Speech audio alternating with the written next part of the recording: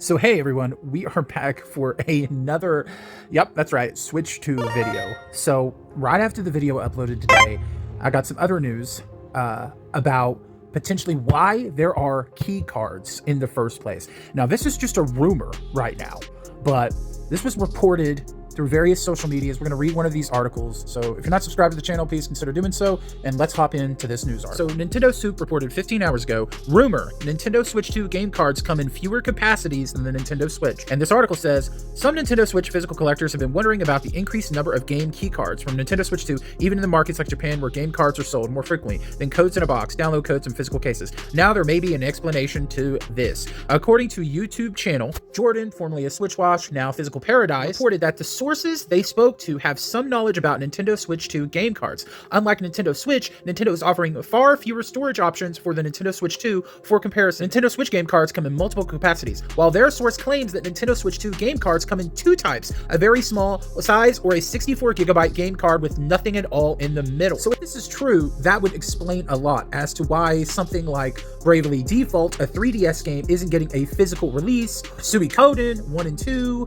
and other smaller games, because if Nintendo is only offering, let's say, a 2 or 1GB game cartridge and then a 64GB game cartridge, you're not going to want to put your little 5 or 10GB game on a 64GB cartridge. It would cost way too much money, and that's not even factoring in the case, the artwork, special edition, or whatever else you want to do on top of other fees, okay? It wouldn't be financially wise for them to do that. So that means by doing this, Nintendo is pushing developers to either pay more for a cartridge where most of the space is wasted, or they pay for the key card where the game isn't even on the cartridge at all, or they just release it digitally. It's like they're strong-arming these developers that don't have enough money to put out something like Cyberpunk 2077 on an expensive 64GB cartridge and make them have to release their game digitally or use the crummy keycard.